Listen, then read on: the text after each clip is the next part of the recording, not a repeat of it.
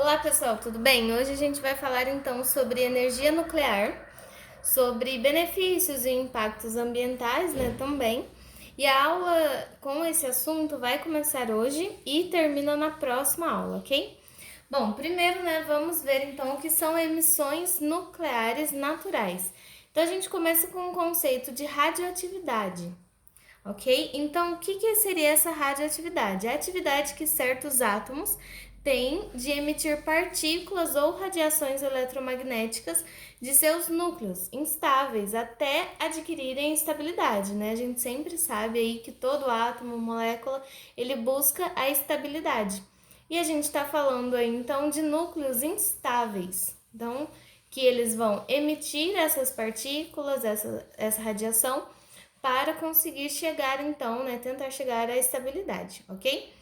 Bom, essas emissões vai fazer então com que o átomo de determinado elemento, né, esse elemento que está emitindo essas partículas, ele vai se transformar em um outro. Por quê? Porque vai mudar então o número atômico, mas isso a gente já vai ver. Então, o que acontece, né? A gente está falando aí de isótopos naturais radioativos. Então, só para constar aqui, né, naturais, a gente tem mais de 40 tipos e artificiais mais de 800 tipos, ok? E agora então vamos relembrar um pouco, né, da simbologia. A gente falou aqui de isótopos, mas vocês lembram o que é um isótopo, né? Um isótopo é um átomo que ele vai ter o mesmo número atômico, né, ou seja, o número de prótons, mas ele vai ter massa diferente, ok? Então vamos lá, né? Quando a gente fala, então relembrando lá do que vocês viram provavelmente no primeiro ano de química, a gente tem aqui então um átomo representado pela letra X e a gente representa dois números, né, juntamente com ele. Então o número de cima é referente à massa e o número de baixo é referente ao número atômico. E a massa a gente representa pela letra A e o número atômico pela letra Z, ok? E o número atômico, ele é a mesma quantidade, né, o mesmo do que número de prótons, ok? E a massa, a gente pode obter, né, a massa a partir de número de prótons mais número de nêutrons, ou Z, que é a mesma coisa, né, do que o número de prótons mais o número de nêutrons, que é esse N, ok? Bom, para os íons, a gente ainda tem essa outra simbologia, né? Que a gente coloca o átomo aqui e aqui a gente coloca o quanto ele está eletricamente positivo ou negativo, ok? Então vamos lá, né? Falando então sobre radiações ionizantes, né? O que é isso? Então esses núcleos instáveis, eles vão emitir as partículas alfa e beta, né? Quem descobriu isso foi lá em 1900, o Rutherford e o Pierre Curie, ok? E o Villard também descobriu no mesmo ano que havia também uma radiação ionizante chamada gama, ok? E essas radiações, por que elas são chamadas ionizantes? Elas têm energia suficiente para ionizar átomos e moléculas, inclusive do nosso corpo, por isso que ela pode ser tão perigosa. Continuando, né? As propriedades químicas, então, desses núcleos instáveis estão relacionados com a configuração da última camada, né? Dali que então elas vão emitir partícula, radiação. E quando a radiação atinge um átomo ou molécula, né? Foi isso que eu falei sobre o poder de ionização. Esses íons, esses átomos ou moléculas, eles vão ser transformados em íons ou radicais livres e isso pode comprometer, né, a sua função. Então, e também ele vai tornar-se um evento em cadeia. Por quê? Ele transforma um em íon ou elétron livre. E aí isso já desencadeia mais outro átomo ou molécula sendo transformado em íon e por aí vai. Por isso que pode ser tão prejudicial à nossa vida, por conta justamente então de desencadear essa cadeia de acontecimentos, ok? Então imaginem, Dentro do nosso corpo, né, a gente tem uma molécula lá, pode ser uma proteína, enfim, N moléculas, e aí ela é atingida, então, por radiação. E aí ela desempenhava uma função A, e após a radiação, ela se transforma em um íon que vai desempenhar uma outra função completamente diferente. Por isso, então, que a gente fala que ela é bem prejudicial, ok? E agora, quanto às emissões, nós temos, então, os 3 tipos, né, de emissão que eu falei já para vocês, que é a emissão alfa, que ela tem como característica ser partículas pesadas, a emissão beta, que tem como característica, ela também é uma partícula mais leve, e a emissão gama, que ela, na verdade, é uma radiação. Eu vou disponibilizar para vocês uma tabelinha também, que aí vocês vão poder ver outras características, como a velocidade de cada uma, o poder de ionização, que eu até coloquei aqui, então. A partícula alfa, ela tem um poder de ionização alto, já a partícula beta, médio, e a partícula gama, pequeno. Porém, o poder de penetração dessas emissões, a alfa é pequeno, a beta é médio e a gama é alto, né? O que significa a gente falar esse poder de penetração? Então, para a gente conter, por exemplo, uma radiação gama, né, que é alto, ela, por exemplo, atravessa até 15 centímetros de aço e são detidos apenas, então, por placas de chumbo de 5 centímetros, imaginem, né, 5 centímetros de chumbo, ou então por paredes muito grossas de concreto, ok? Por isso que a gente fala, então, que ela tem um poder de penetração alto. E aí, gente, a radioatividade, ela é regida, então, por leis básicas, né? E essas leis, elas vão se basear em alguns fatores. Essas leis, elas chamam, então, leis de Sud, ok? Sud e colaboradores elaboraram, então, essas leis em 1903, né? Alguns anos apenas após a descoberta da radioatividade. Eu vou falar para vocês os fatores que eles se basearam para construir essas leis antes, né? Não está anotado aqui, mas vou enviar para vocês no PDF assim que a gente terminar esse assunto, ok? Bom, os fatores foram, então, quando um átomo de determinado elemento químico emite uma partícula alfa ou uma partícula beta, ele vai se transformar em um outro átomo, né? Um outro elemento químico, ok? Portanto, a radioatividade transforma um elemento em outro. Na radioatividade natural, a radiação gama nunca é emitida sozinha. Então, ela sempre, quando a gente tem a radiação gama, ela sempre será emitida com uma partícula alfa ou uma partícula beta, ok? A intensidade da emissão, ela vai ser proporcional à quantidade de elemento que a gente tem na amostra, faz muito sentido, né? E a fração de elemento radioativo que decai, ela vai se transformando, né, em outro elemento químico em determinado intervalo de tempo, vai ser constante.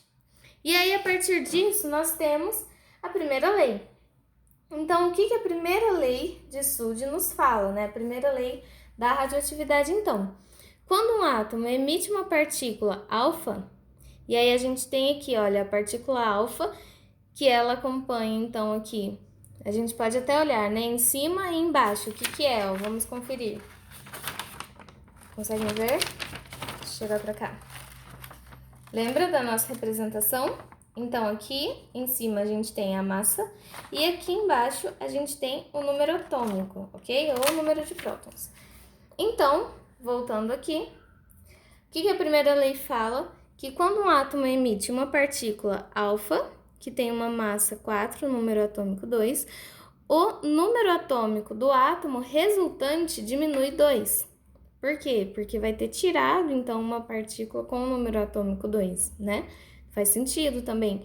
E a massa diminui 4 unidades. Por quê? Nossa partícula aqui tem uma massa de 4 unidades, então ela também vai sair. E aí, olha só como fica, né? equacionado, representado isso daqui. Então, a gente tem um átomo que tem uma massa A e o número de átomos E. Se ele emite uma partícula, como que ele vai passar a ser um outro átomo, né? Um outro elemento químico com uma massa com 4 unidades a menos e um número atômico com 2 unidades a menos. E aí a gente tem aqui, olha, um exemplo, o urânio.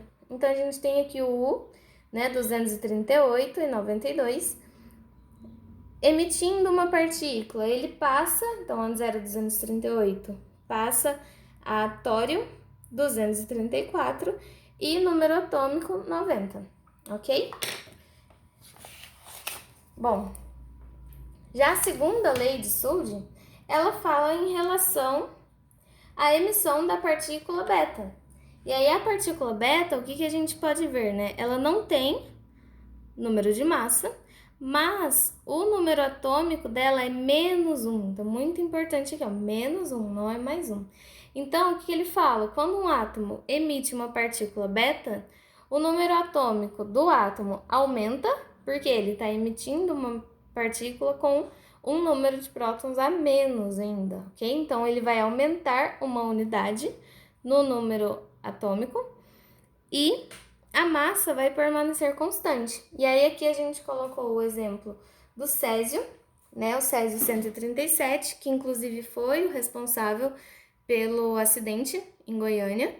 E aí, a gente tem aqui o césio 137, com o número atômico 55, emitindo uma partícula beta e passando então a bário 137, mesma massa, porque não perde, né, que a massa é zero da partícula emitida, mas com o número atômico 56. Olha, o número atômico é uma unidade maior do que o césio, ok? E aí, gente, o césio, né, esse processo de emissão aqui, ele é usado em tomografias por emissão de pósitrons, ok? Bom, e aí vamos chegar ao tempo de meia-vida, que é um assunto sobre radiação bem cobrado em provas, né, que a gente consegue fazer aí alguns cálculos a partir desses conceitos aqui. Então, gente, imagina então uma grande quantidade de átomos em uma amostra, né? Toda amostra aí que a gente consegue, que é palpável, ela tem um número muito grande de átomos. E esses átomos, eles vão então emitir essas partículas, né? E vão perdendo, né? Eles vão se estabilizando, né? Então imaginem muitos átomos fazendo isso ao mesmo tempo. O que a gente tem? A gente tem uma taxa dessas emissões para que né, essa amostra toda vá se estabilizando. E essa taxa, ela é denominada atividade da amostra, ok? Ou até radioatividade da amostra. A gente tem também outro conceito importantíssimo, que é o tempo de meia-vida. Como assim, né? Esse tempo de meia-vida, ele é o tempo necessário para que a metade do número de átomos da amostra decaia. Então, imagine, a gente tem lá uma concentração de 100% de átomos, após um tempo ele chega em 50% de átomos. Os outros 50% já foram, então, estabilizados. Quanto tempo que durou isso, né? Quanto tempo levou para ir de 100 até 50? Esse vai ser o tempo de meia-vida, ok? Que caiu pela metade a concentração dos átomos. E aí aqui eu coloquei para vocês, então imaginem. A gente tem aqui um número de átomos inicial, por isso que tá aqui 0.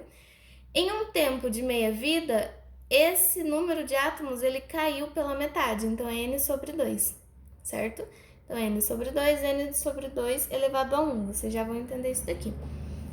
Passou mais um mesmo período, né? Então, aqui, imaginem que tivesse passado, sei lá, 10 anos.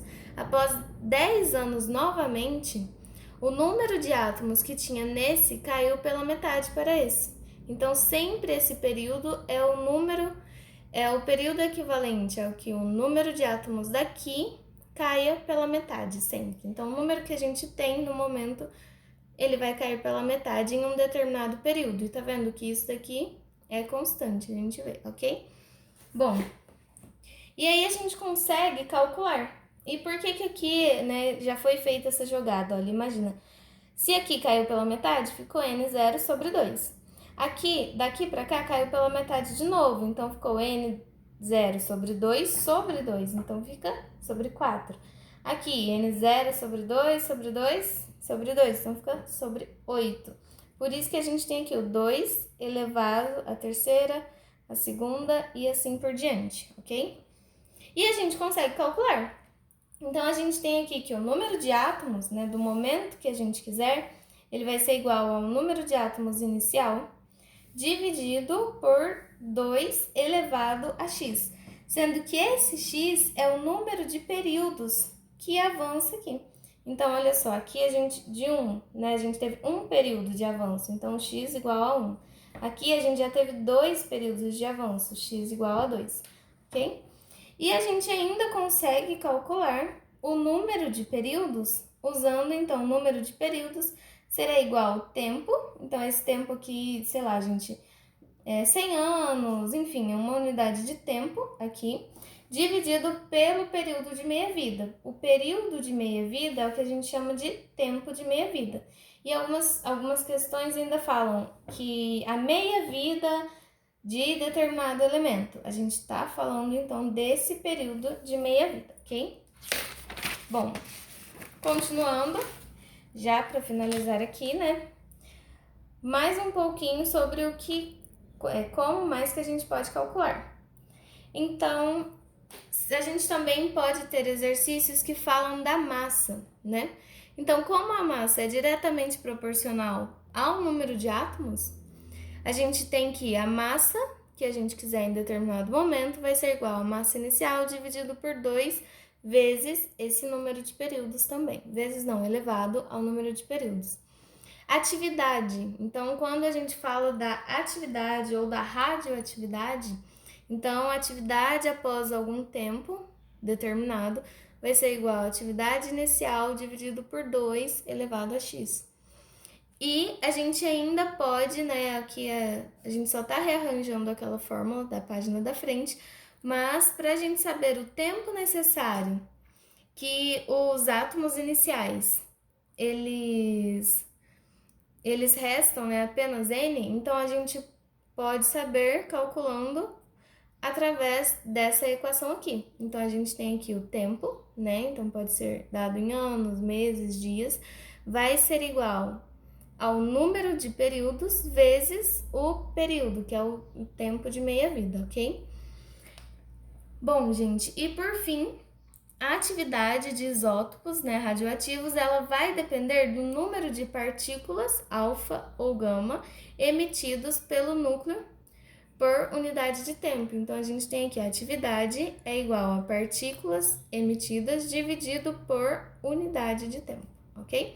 E aí aqui eu coloquei só 2 lembretes que são, assim, extremamente importantes para essa aula, que é meia-vida, tempo necessário para que a concentração, se a gente estiver falando de concentração, tem exercício que vem como concentração, como número de átomos, né? A gente consegue relacionar os dois facilmente. Então, é o tempo necessário para que a concentração ou número de átomos inicial caia pela metade, ok?